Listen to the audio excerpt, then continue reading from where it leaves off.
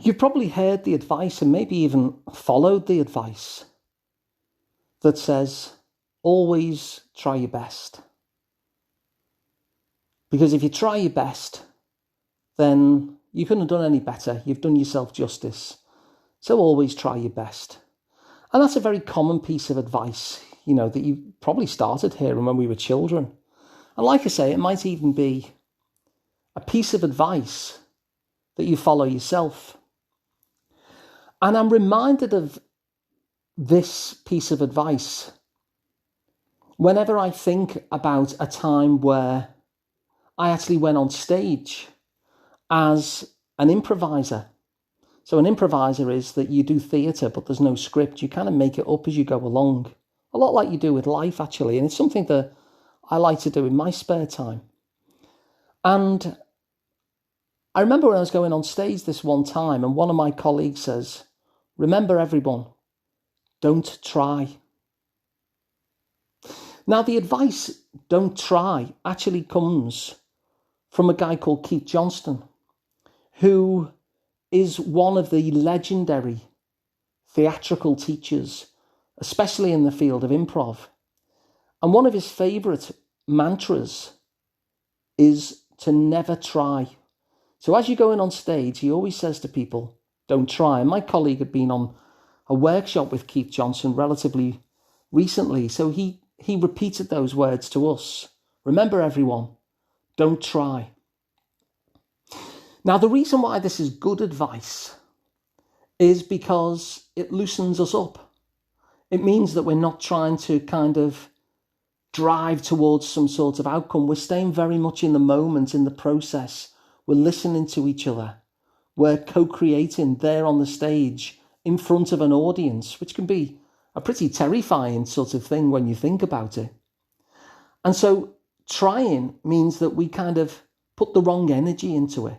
Trying in that scenario means that we start to kind of stiffen up a little bit, that we lose our mental flexibility, if you like. And it's an interesting one because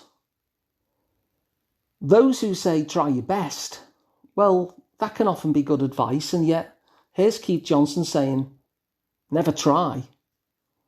And when I think about why he was saying it in my context of improv, that seemed good advice as well. And yet they're completely contradictory, aren't they? Try your best, never try. Try your best, never try. So what do we make of that? Well, one of the things that I make of that is that very counterintuitively, the opposite of a good idea can actually be another good idea. And so sometimes we'll see something that is a piece of advice that seems to make sense but doesn't fit us. And what that will do is it will stop us from looking at the opposite, which might actually fit us great, but we'll kind of throw it away because we'll say, well, that's a good idea and this is the opposite of that. So I can't go ahead with this even though it resonates with me. And so I guess this episode is to give yourself some permission to notice that actually the opposite of a good idea can be another good idea.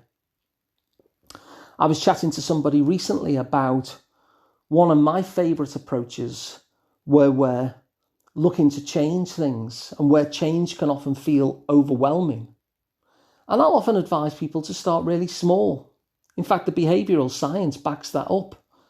If you listen to writers and researchers like B.J. Fogg, for instance, or James Clear, the evidence is something that actually backs that approach up, that if you start really, really small, being one step ahead is in a different place to where you are now. And so you've got a completely different vantage point, just being one step forward. And I've noticed this in my own life, in terms of wanting to walk more and thinking, I feel it kind of deters me, the idea of going on a long walk. So I just give myself the goal of going out for no more than 5 minutes, unless I really wanted to stay out. 5 minutes was my simple target. And of course, once I'm out, I don't feel like coming home after 5 minutes, and so I end up doing a longer walk. And so you can see that that's a good idea. Start really small.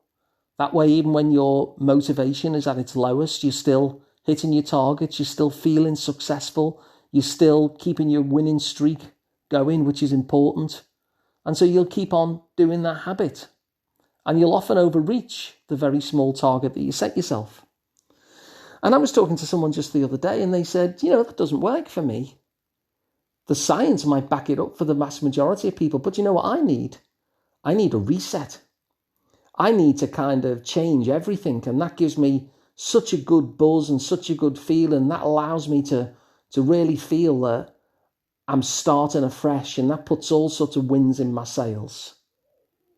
And you can see there that starting tiny versus changing everything are two complete opposites in terms of approach. And yet, that works for this particular person in just the same way as starting small works for me and many others.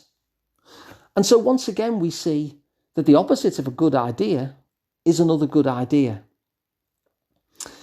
And so in this episode, I just want to draw your attention to that.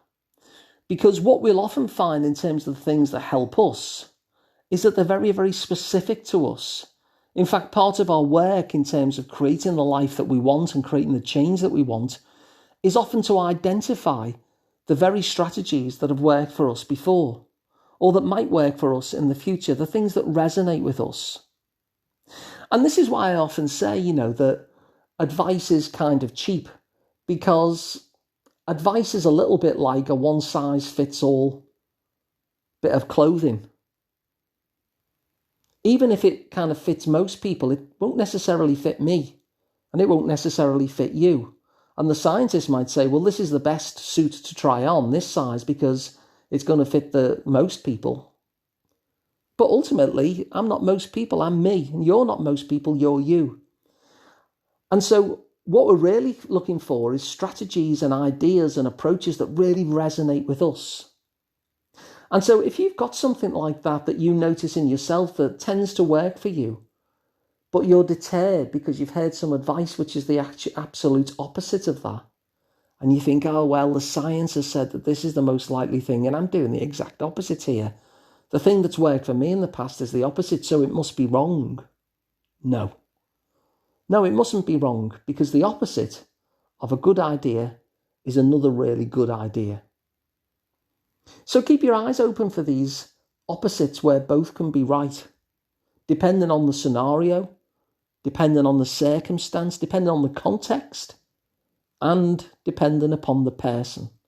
Because we're all different and we all fit different things.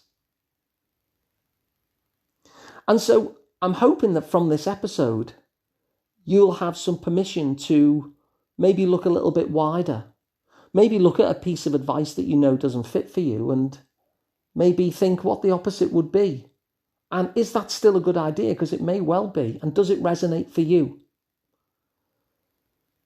And so if this idea that the opposite of a good approach, of a good idea, is also another good idea very often, if that's helpful to you as a kind of framework that might open up some new possibilities for you, if you've got benefit, please share the episode so other people can as well.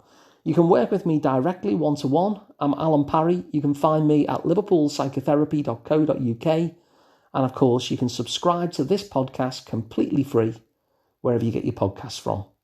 So thanks for listening. I'll be back again tomorrow with another one.